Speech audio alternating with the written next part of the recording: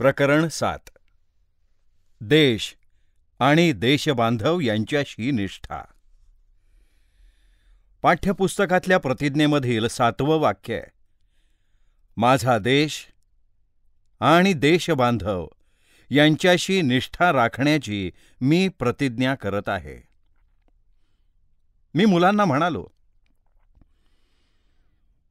प्रतिज्ञेतल्या यापूर्वीच्या 6 वाक्यात प्रतिज्ञा हा शब्द कुठेच आलेला नाही, ही गोष्ट तुमच्या ध्यानी आली आहे का? मुलांनी प्रतिज्ञेचं पान काढून तपासलं. त्यांच्या चेहऱ्यावर आश्चर्य चमकलं. एक मुलगा म्हणाला, खरंय बुवा तुम्ही म्हणता ते. इतक्या वेळा आम्ही प्रतिज्ञा घोकली, पण ही गोष्ट काही ध्यानी आली नाही. पण असं का? मीच तुम्हाला विचारतोय, असं का? नाही ध्यानात येत. तुम्हीच सांगा. प्रतिज्ञा ही फार मोठी आणि महत्वाची गोष्ट आहे. प्रतिज्ञेच्या आराखड्यातल्या पहिल्या 6 वाक्यात तुम्हाला ज्या गोष्टी सांगितल्या त्या सगळ्या चांगल्याच आहेत. त्या तुम्ही करायलाच हव्यात. पण प्रतिज्ञेत एक प्रकारची बांधिलकी असते. प्रतिज्ञेचं परिपालन करताना मृत्यू आला तरी चालेल, असा त्याचा अर्थ आहे. प्रतिज्ञा ही गंभीर गोष्ट आहे. अशा काही प्रतिज्ञांची तुम्हाला माहिती आहे? एक मुलगा म्हणाला, हो, लोकमान्य टिळकांची प्रतिज्ञा. स्वराज्य हा माझा जन्मसिद्ध हक्क आहे आणि तो मी मिळवणारच. आणि त्यासाठी त्यांना मंडालेला कारावास भोगावा लागला. दुसरा मुलगा म्हणाला, सावरकरांच्या कवितेत अशी प्रतिज्ञा आहे की घेतले व्रत नहे आम्ही अंधतेने, लब्ध प्रकाश इतिहास निसर्गमाने. जे दिव्य दाहक म्हणून असावयाचे, बुद्ध्याची वाण धरिले करी हे सतीचे. यात केवळ निर्धार व्यक्त झालाय. प्रतिज्ञा आंधळेपणानं कधी घेता येत नाही. आणखीन एक मुलगा म्हणाला, राष्ट्रीय शाळेतले गुरुजींना लोकमान्य टिळकांच्या प्रतिमेपुढे उभं राहून एक श्लोक म्हणत असत, असे माझे बाबा सांगत होते. आले शिरावरी जरी घनघोर घाले, दारिद्र्य दुःख अपमानही प्राप्त झाले. कारागृही सतत वास जरी मरे मी, पूजीन मी तरीही सतत मातृभूमी. तिसरा मुलगा म्हणाला, भीष्मांची प्रतिज्ञा ती अशीच प्रसिद्ध आहे. आणि तानाजीची प्रतिज्ञा, आधी लगीन कोंढाण्याचे, मग माझ्या रायाजीचे, आणि मग सिंहगड सर करताना तो कामी आला. आणखीन एक मुलगा म्हणाला, शिवाजी महाराजांनी आणि त्यांच्या साथीदारांनी रोहिडेश्वराच्या मंदिरात हिंदवी स्वराज्याची स्थापना करण्याची प्रतिज्ञा घेतली होती. मी म्हणालो, प्रतिज्ञा म्हणजे सत्कार्याच्या निर्धाराचा गंभीर पुनरुच्चार. आपल्या निश्चयाचं अशा प्रकारे आपण दृढीकरण करत असतो. आपल्या उत्कट निष्ठेची लागण मग इतरांनाही होते. प्रतिज्ञा म्हणूनच आपल्याला प्रिय, पूज्य वाटणाऱ्या व्यक्तींपुढे किंवा प्रतीकांपुढे उभं राहून घ्यायची असते. राष्ट्रध्वजाच्या साक्षीनं प्रतिज्ञा घेण्याची प्रथा पण आहे ना. आणि पूर्वी तर विडा उचलून प्रतिज्ञा करत असत ना. हो, बरोबर आहे. पावनखिंडीत लढताना बाजीप्रभू देशपांडे यांनी शत्रूचं सैन्य अडवून धरण्याची प्रतिज्ञा केली होती. आणि शिवाजी महाराज गडावर सुखरूप पोहोचल्याचं जेव्हा तोफेच्या आवाजानं सांगितलं, तेव्हा आता मी सुखानं मरतो असं म्हणून त्यांनी समाधानानं जगाचा निरोप घेतला. प्रतिज्ञा पालन करताना आलेला मृत्यू सुद्धा असा आनंददायी असतो. एक मुलगा म्हणाला, मिठाच्या सत्याग्रहाच्या वेळी साबरमती आश्रम सोडताना गांधीजींनी सुद्धा अशी प्रतिज्ञा केली होती की स्वराज्य मिळाल्या वाचून मी या आश्रमात परतणार नाही. आणि खरोखरच ते परतले नाहीत. आपल्या सगळ्यात प्रिय असलेल्या वस्तूचा त्याग करून आपण त्याबाबतची आपली तीव्रता प्रकट करतो, होय की नाही? म्हणजे प्रेरित चुंबकत्वासारखं असतं ते. म्हणजे कसं? एखादा मोठ्या शक्तीचा चुंबक असेल आणि त्याच्याजवळ साधा लोखंडाचा तुकडा असेल तर त्या लोखंडातही चुंबकाचे गुणधर्म येतात. किंवा विद्युत प्रवाहाच्या वेटोळ्यात एखादी लोखंडाची कांब असेल तर तिच्यातही चुंबकाचे गुणधर्म प्रेरित होतात. प्रतिज्ञा घेणाऱ्या माणसाच्या आसपासच्या सामान्य माणसांना सुद्धा अशी प्रेरणा मिळू शकते. विनोबांनी याबाबत एक गमतीचं उदाहरण दिलंय. आहे कोणाला ठाऊक? विनोबा म्हणाले होते की सूर्य जेव्हा अनेक परार्ध अंश उष्णतेनं जळतो तेव्हा कुठे माणसाच्या शरीरात 97-98 अंश तापमान असतं. त्या मुलाचं उत्तर तसं अपेक्षित होतं, पण त्याला वाचनाचा आनंद असल्यानं तो हे उत्तर देऊ शकला. मग मी म्हणालो, आणखीन एक गोष्ट ध्यानी ठेवा. प्रतिज्ञेत कुठल्याही प्रकारची सक्ती असू शकत नाही. आपल्या अंतर्यामीला साक्ष ठेवूनच प्रतिज्ञा घेतली जाऊ शकते. प्रतिज्ञेचा पुनरुच्चार शक्तिदायी असतो, पण काही वेळा ती पोपटपंची बनू शकते. त्यात यांत्रिकता येते, ती टाळायला हवी. प्रतिज्ञेची आम्ही आणखीन उदाहरणं सांगू? हो, सांगा की. कोण सांगतोय? मला ना सेनापती बापटांचं नाव आठवतंय. त्यांनी एका कवितेत म्हटलंय, देशाचा संसार आहे शिरावरी, ऐसे थोडे तरी वाटू द्या हो, वाटू द्या हो थोडे तरी प्रत्येकासी, माझी कासाविषयी याचसाठी. आणि अखेरपर्यंत त्यांची ही कासाविषयी कायम होती.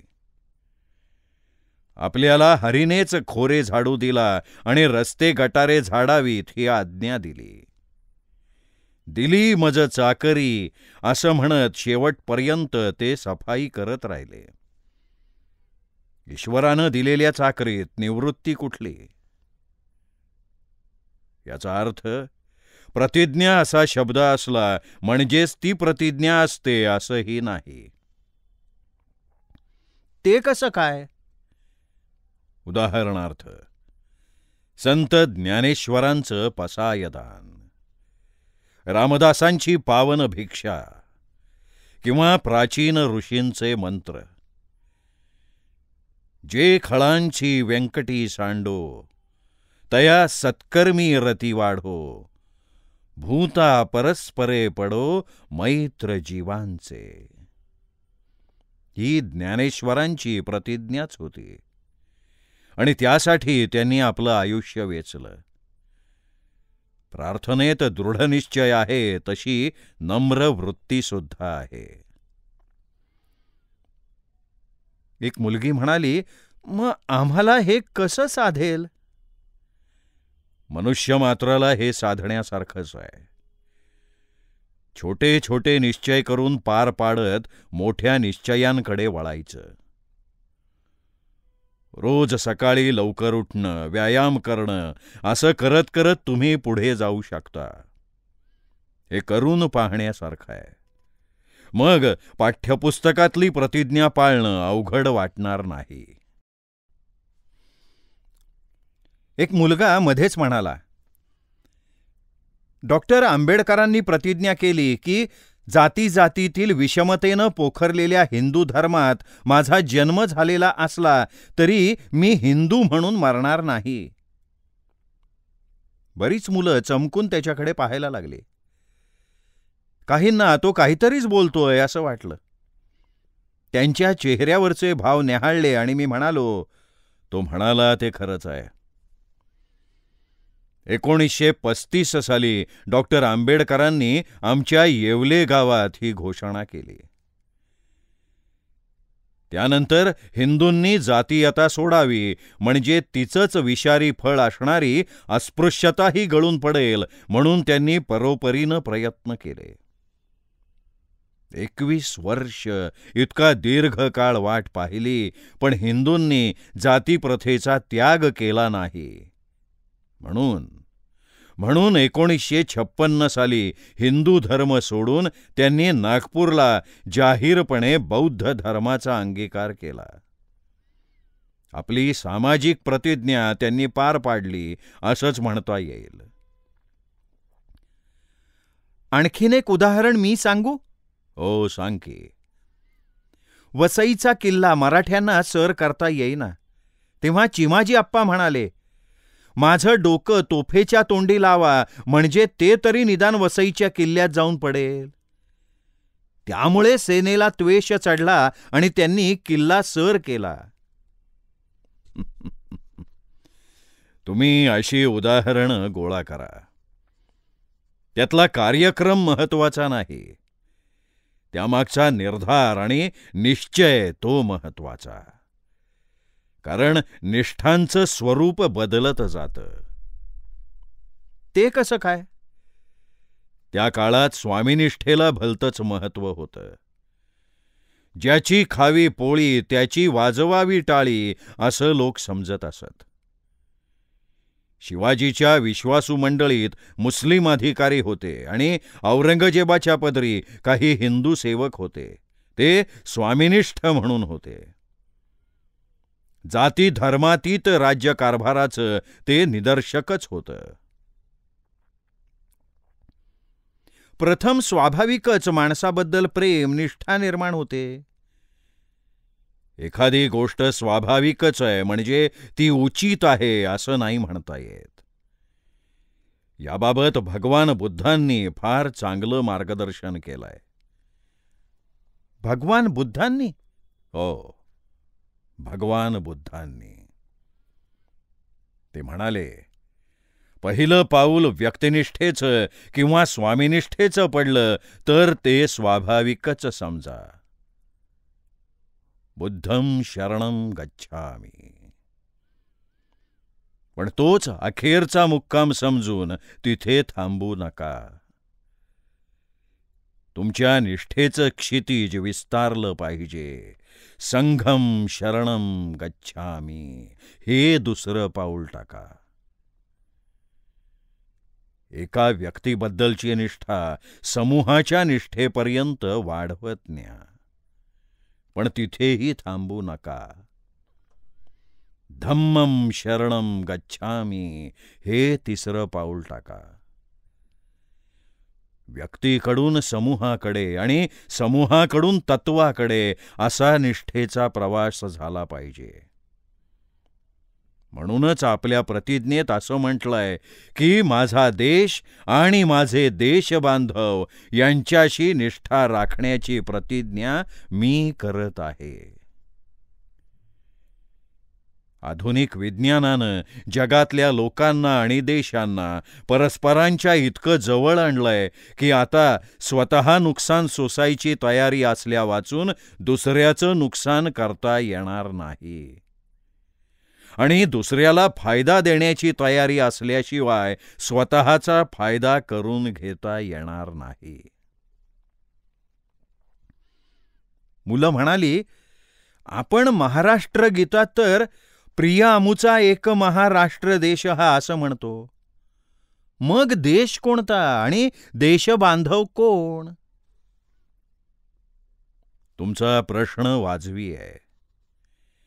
हे गीत लिहिलं त्यानंतर विज्ञानानं परिस्थिती पार बदलून टाकली आहे.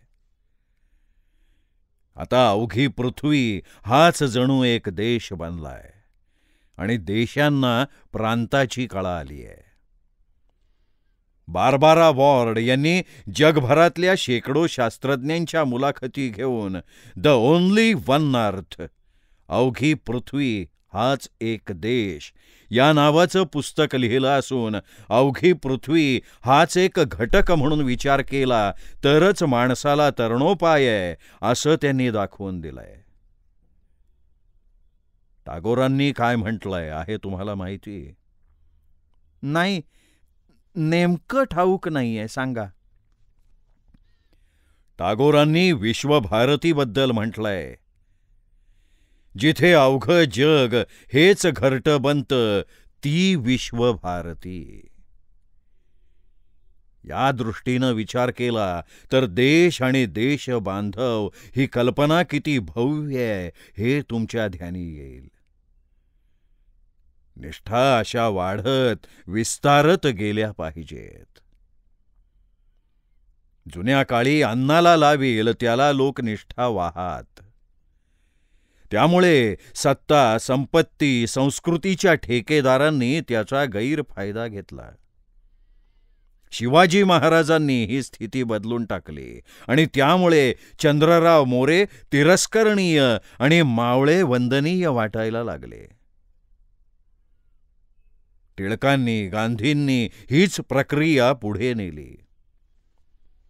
गढवाल पलटणीला इंग्रज सरकार पगार देत असे, पण आपल्या निशस्त्र बांधवांवर त्यांनी गोळ्या चालवायचं नाकारून स्वातंत्र्य लढ्यात नवीन हुरूपच आणला.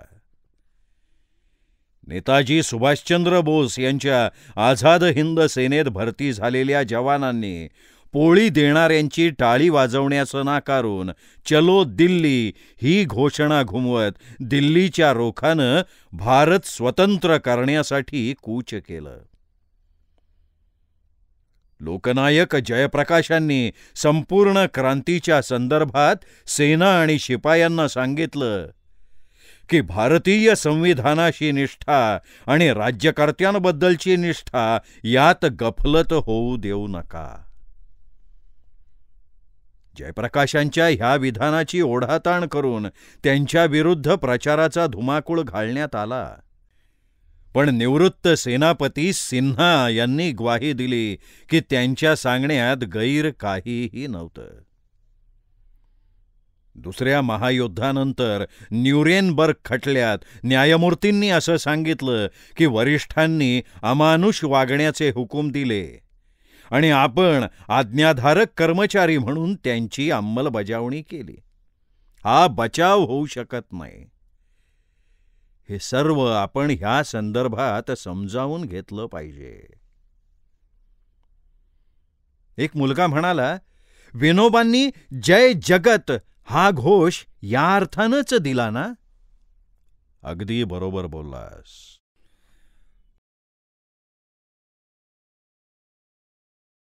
प्रकरण 8. देश आणि देशबांधव यांचे कल्याण आणि समृद्धी. प्रतिज्ञेतल्या शेवटच्या वाक्याचं सार आता समजावून घ्यायचं आहे. महापुरुषांच्या विचारांच्या आणि कृतींच्या प्रकाशात त्याचं दर्शन घडतं. महात्मा गांधी आफ्रिकेत असताना त्यांच्या मित्रानं त्यांच्या हाती प्रवासाला निघताना एक पुस्तक ठेवलं. गांधीजी ते पुस्तक एखाद्या रहस्य कथेप्रमाणे वाचत गेले. प्रवासाहून ते परतले तेव्हा त्यांना असं आढळून आलं की आपण अंतर्बाह्य बदलून गेलोत. आपल्या सत्याचे प्रयोग या आत्मकथेत त्यांनी एका पुस्तकाचा क्रांतिकारी प्रभाव असं त्याचं वर्णन केलंय. मुलं विचारात पडली तेव्हा मी गमतीनं म्हणालो, महात्मा गांधी की जय असं एकदा म्हटलं की झालं, वाचायची गरज काय? एक मुलगी वरमून म्हणाली, नाही तसं काही नाही म्हणा, पण सांग ना, सांग, तुझा काय पण आहे ते सांग. आम्हाला तसं कुणी सांगितलंच नाही. शिवाय परीक्षेला तो विषय नाही, होय का नाही? परीक्षेला विषय नाही हे खरंच आहे. आपल्या अभिमानाचे विषय हे आपल्या अभ्यासाचे विषय कधीच नसतात. एक मुलगा मध्येच म्हणाला, तुम्ही कुठल्याशा पुस्तकाबद्दल काहीतरी सांगत होतात. हो, विसरूनच गेलो. तर आपल्या पाठ्यपुस्तक मंडळानंच गांधीजींची आत्मकथा फार चांगल्या स्वरूपात प्रकाशित केली आहे. ती तुम्ही सुट्टीत वाचा.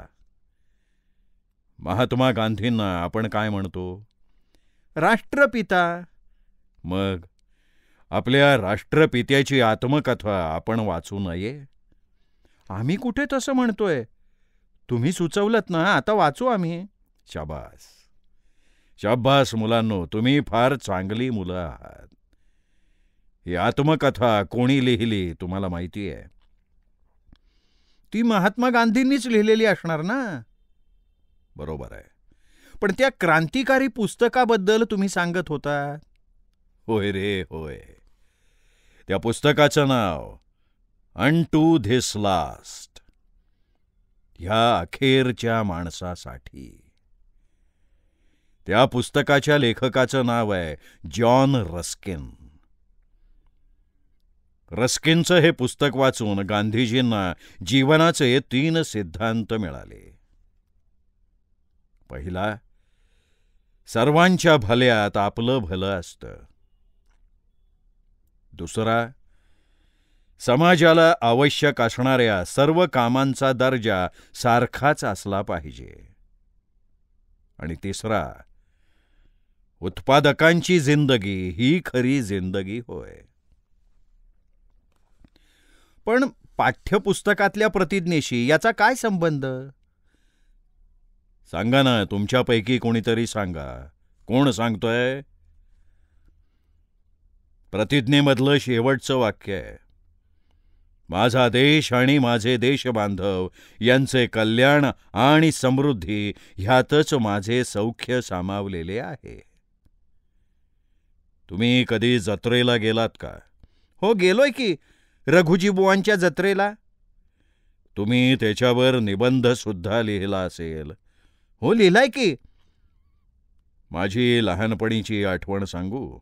हो, सांगा की.